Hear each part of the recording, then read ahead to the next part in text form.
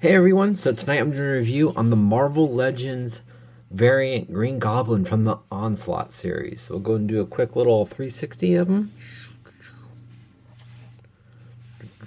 And then we'll go ahead and check out the details. Alright, so first we'll go ahead and check out his little base he comes with. It's his little glider. So basically it's pretty plain. It's just done in this plain flat gray plastic. And it's got the little stand that connects in the bottom of the glider, and it's kind of bowed down from to kind of straddle it. And you kind of see the front kind of symbolizing the goblin head. On the back here it does have the exhaust of the glider and little foot things, but you can kind of see some sculpting detail on the wings. You can kind of see some of the line work here. There's a little bit of riveting on the top here, and kind of some more on the main part of the engine of the glider. And you can kind of see some more riveting over like where the turbine is, or the jet the jet engine is. But overall, it's not super detailed. I feel like there's definitely better gliders out there. I don't like how it bows down. Like I like the more traditional kind of flatter gliders for a Green Goblin or Hobgoblin. But still very cool to have. It's nice that you can sit on it, and then you can have them sitting up while on display. All right, so I'll go ahead and go over the Green Goblin. So it is the variant, so he's maskless, which is awesome. I really like how it's got the Norman Osborn head. So we'll go ahead and get into the details of the head sculpt itself. He's in this yelling, expression. Looks really cool, very crazy looking. I really like the classic, riveted, kind of lined Norman Osborn hair with the big widow's peak. I just really like that look. It reminds me of the cartoon from the 90s. It's very cool. There's not really any paint detail on the hair itself. It's just done that brown, but with the sculpt work they did, it gets that shadowing. You can see some of the etching in there. It's really nicely done. It looks really cool. And then the face got a nice flesh tone, but that face is just crazy looking. You see his blue eyes. He's got one eyebrow kind of higher than the other, but it's all nicely sculpted. You can see some of the wrinkles in his forehead. The way the teeth look, I think that looks cool. You can see his tongue. You can see the gums. Very cool. Really nice. I think it's just a cool Norman Osborn head. And then going to the rest of the figure, the body is done in that darker purple. And you can see some of the green part of the neckline from the mask that would be connecting over it. But it's just got this nice dark purple. And he's got these green arms, and you can see it's more done in like a scaly suit. So it's all nicely sculpted. Very cool. There's not a black wash on it or anything like that. It's just done in this light, or kind of like kind of a duller green. On the camera, it kind of shows up as lighter, it looks like. But it's got really nice sculpting work, giving it that scaly look. Then he's in these purple gloves that are all nicely sculpted also. It does kind of look like he has webbed fingers, just so it looks like he's holding the pumpkin.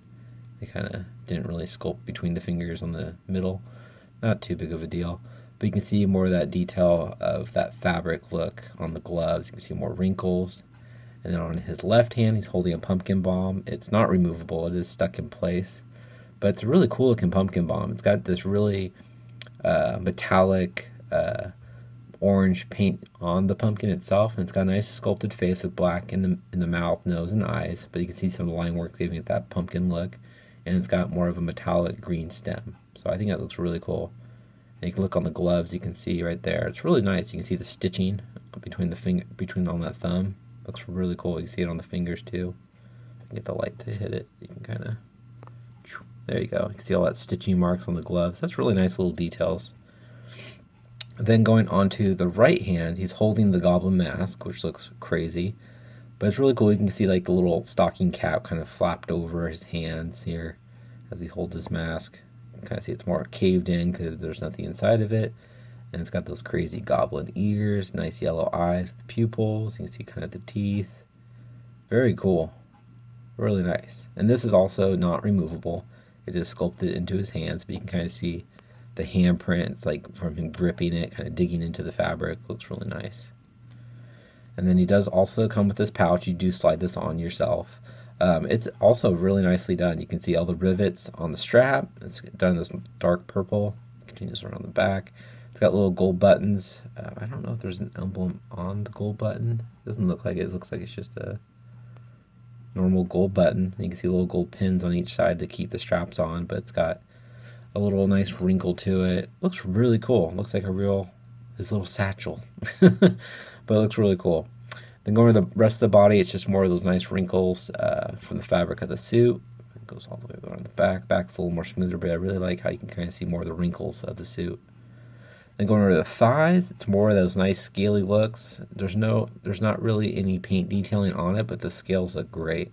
I think that looks really cool. And he's got his little elf shoes. Again, it's done those nice, that kind of a duller purple, but it's got that nice texturing. You can see the stitching on the side here, but it looks all nice and wrinkles, or nice and wrinkly.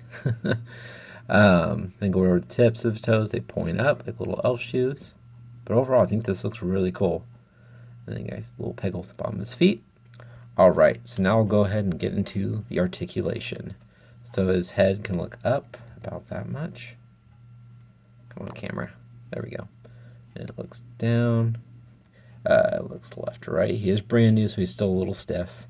He's got ball joints in the shoulders. They move out and forward. And it's nice and clicky and back. Got an upper bicep swivel. Double jointed elbows. He's got rotation at the glove, also hinge at the wrist, up and down. He does have finger articulation, but it's not really, you can't really do much with it just because that pumpkin bomb's glued in there. And same thing with this one, it just has a hinge at the wrist. There's no finger articulation, obviously. And then he's got a nice ab crunch, which is forward about that much. Slides back about that much. He's got a waist swivel. Oh, there it goes, nice and clicky. Got ball joints in the legs, he can kick out, kick to the side. He's got an upper thigh swivel, nice double jointed knees, and again on the knees, they're nicely sculpted right there. You can kind of see on the tips of the knees, and then a little bit on the back of the joint. Forgot to mention that. Looks very cool. He's got boot rotation, ankles move down, they move up. He does not have an ankle rocker, but he does have toe articulation, and like I said, peggles bottom of his feet. Alright, I'll show you guys how tall Green Goblin is.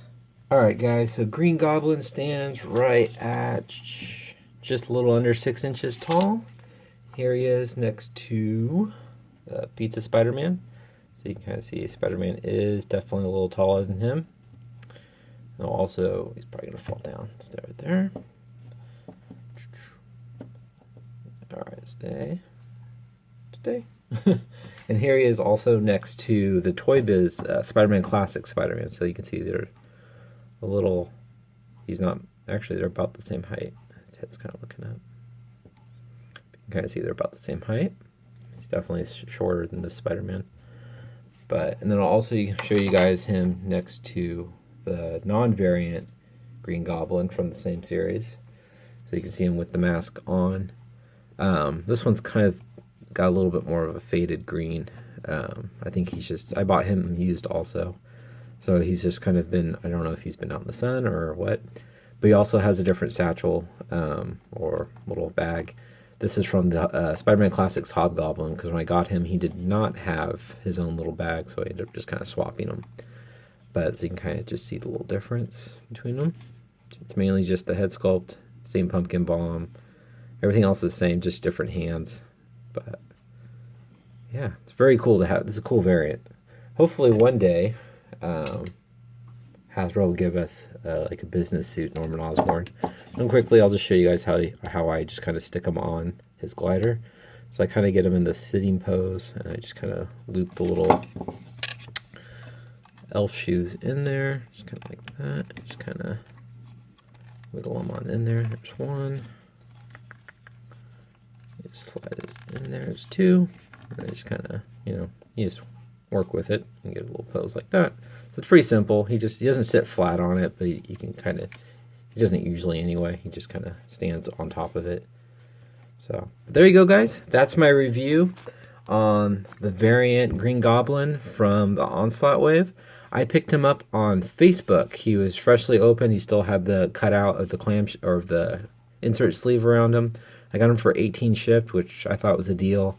I don't see him too often, so I haven't had a chance to really pick him up. And when I do see him, he's a little more than what I think he should be. But that's where I got him off Facebook. But yeah, there you go, guys. Please leave a comment, hit the like button, and subscribe if you haven't. All right, thanks, guys. Have a great night. Bye.